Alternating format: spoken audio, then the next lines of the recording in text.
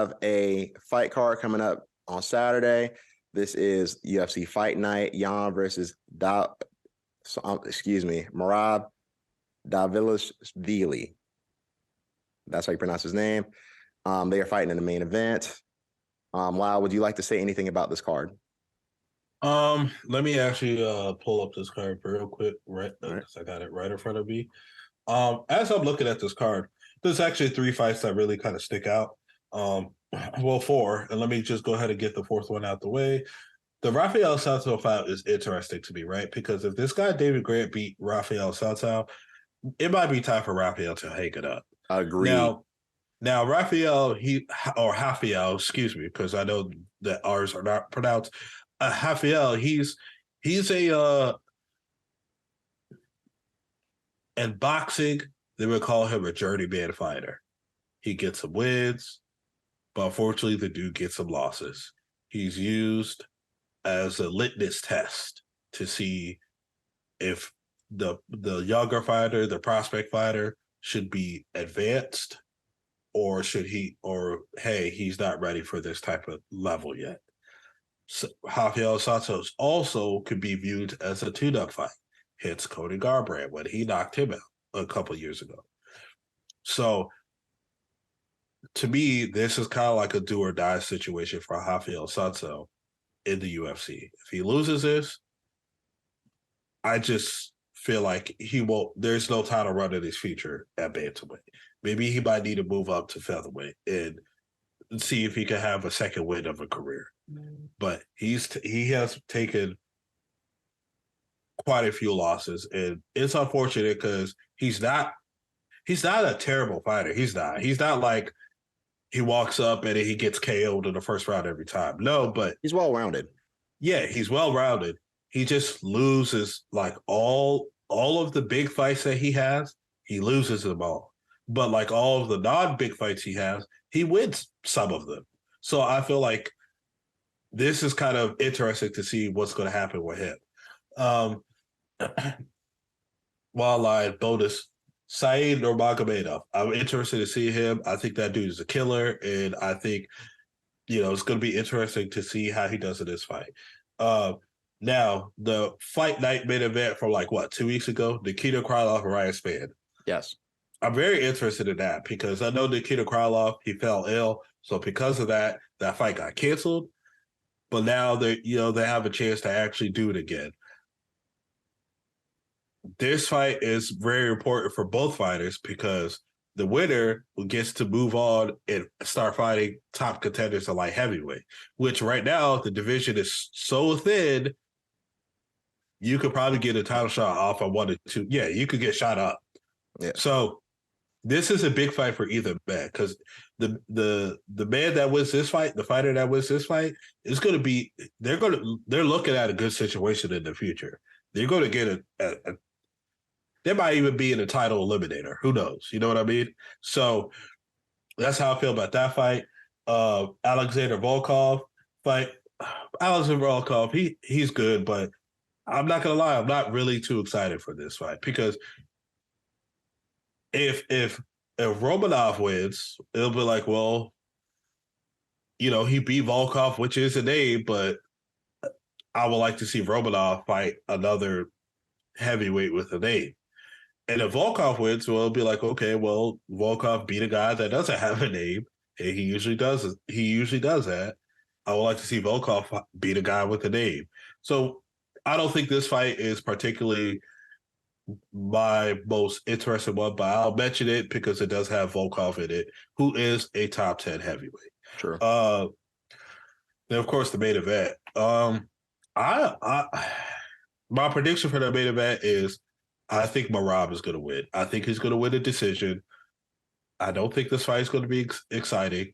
I think he's going to nullify Peter's striking, especially since Merab's close training partner is the bantamweight champion, Aljamain Sterling. So I'm pretty sure Aljamain is giving him all the tips and all the shit all the tendencies that Peter does, and that's going to be an advantage. I think Merab is going to win by decision. He's going to mainly grapple his way to a win. So.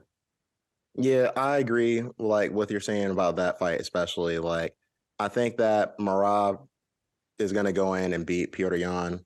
I just see him like being able to. I feel like he can do what he needs to do to win this fight. But that being said, I feel like this fight's going to be really close.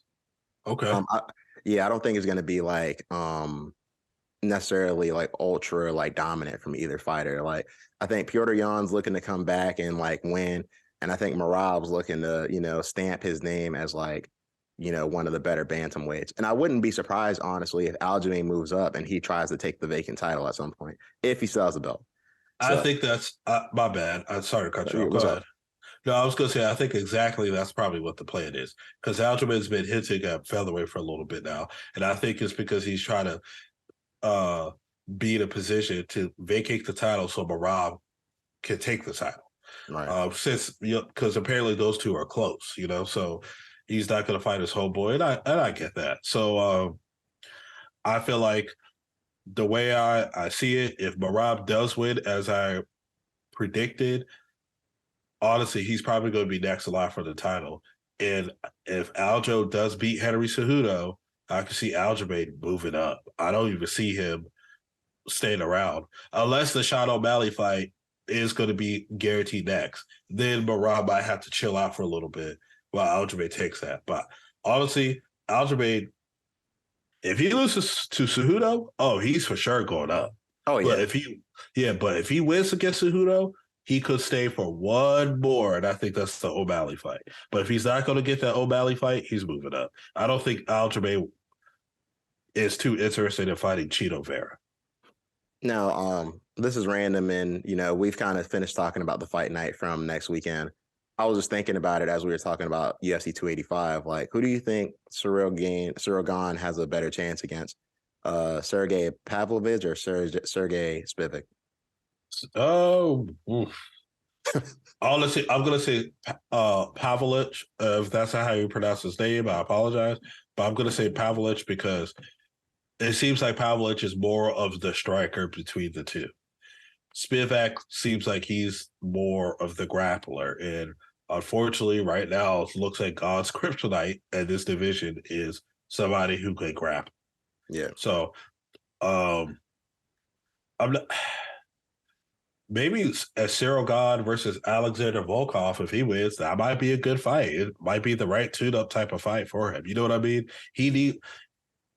I think what needs to happen now is he needs to take a fight where he can win. I'm not saying give him a super easy opponent, some guy making his UFC debut, but I'm talking about give him somebody where like it is kind of tailored for him to win. So this way he can get his confidence back. If you throw right in there with somebody who's a grappler, like for example, Curtis Blades, he's going to get beat again. Because Curtis Blades, I think he's going to wrestle him a lot more than John probably wanted to wrestle him. I think John just took advantage of a vulnerability. Yeah, exactly. There you go.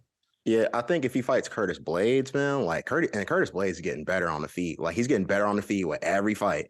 Yeah. That is not the fight that I would want to see Cyril Gane take right now because like while he could knock out Curtis Blades because he's showing himself to be, capable of being knocked out. Yeah. He's not just going to stand there and let him hit him. Like, you know what I mean? He's not. Right. If anything, I could see him treating him like Alexander Volkov. Hey, look, y'all better get ready for a boring fight because I'm about to take him down and work it. Yeah. So that's about it. Yeah. Do you have anything else for listeners? Besides following us on the Highly Wise Podcast on Instagram, Advise Highly on Twitter, and subscribe to us on YouTube at the Highly Advised Podcast. We appreciate all the listeners and all the viewers. Now, I just want to say one last thing before we cut the episode off is I know listeners, there's a kind of stark difference on our approach to the MMA versus the normal podcast episodes, which is coming back soon, by the way. Well, we're working through some things with that.